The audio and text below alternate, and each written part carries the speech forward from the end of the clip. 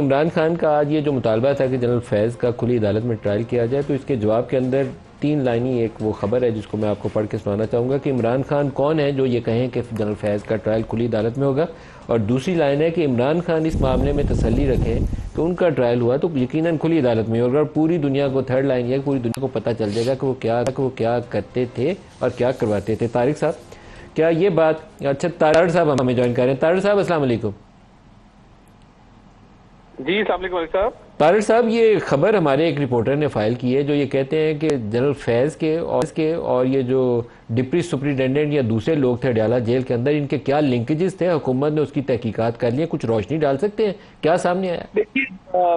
دیکھیے جو میری اطلاع ہے اور انکنفرمڈ رپورٹ میرے پاس ہیں کہ دیکھیے رابطہ تو غالب امکان یہی ہے کہ رابطہ تو تھا اور پیغام رسانی بھی ہوتی تھی، اور بانی چیئرمین پی ٹی آئی جو بیانات بھی دے رہے ہیں اس سے بھی یہ واضح ہوتا ہے کہ دیکھیے اب رابطہ ٹوٹا ہے، امید بھی ٹوٹی ہے، اس کے بعد اب وہ ایسے بیانات دے رہے ہیں کہ کبھی زیرو بنا دیتے ہیں، کبھی ہیرو بنا دیتے ہیں، پہلے اپنے آپ کو ڈسٹنس کیا، اس کے بعد اب کھل کے ان کے دفاع میں آ گئے ہیں۔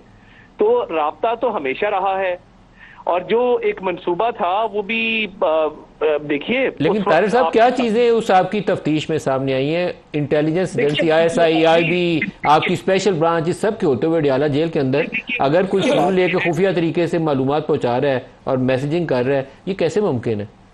دیکھیے میں جتنی میرے پاس معلومات تھی میں اسی حوالے سے بات کر سکتا ہوں کہ مجھے بالکل پتہ ہے رابطہ تھا۔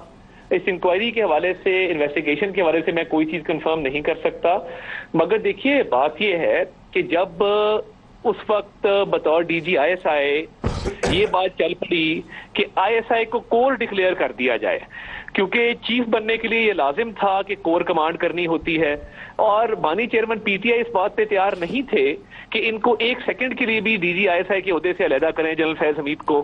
تو آپ اندازہ کریں کہ وہ کس لیول کی پلاننگ تھی کہ ISI کوئی کور ڈکلیئر کریں، وہ یہیں پہ ریکوائرمنٹ پوری ہو۔ کیا اس کے لیے کوئی سمری موو کی گئی تھی کہ ISI کو ایک کور ڈکلیئر کر دیا جائے؟ یہ پوری ڈسکشن اس وقت چلی اور اس وقت آفیشیل ریکارڈ کا حصہ ہیں یہ چیزیں؟ یہ آپ کے نوٹس میں نہیں ہے؟ آپ تو بڑے باخبر اینکر ہیں۔ مجھے یہ معلوم ہے کہ وہ جنرل فیض کو DG ISI کی حیثیت سے ریٹین کرنا چاہتے تھے اور یہ بھی چاہتے تھے کہ یہیں سے وہ آرمی چیف بن جائیں، لیکن کور ڈکلیئر کرنا از سم تھنگ ویری ڈفرینٹ۔ اس کا رستہ یہی تھا۔ میرا کہنے کا مقصد یہ ہے کہ یہ پلاننگ یہ تھی کہ فیض حمید ہی رہیں دائمی طور پہ اور وہ ان کو بھی اقتدار میں رکھیں۔ تو یہ جو ساری پلاننگ کی جاتی ہے جس میں معیشت بھی تباہ ہو جاتی ہے، عام آدمی بھی رول جاتا ہے اپنے اقتدار کو طول دینے کے لیے۔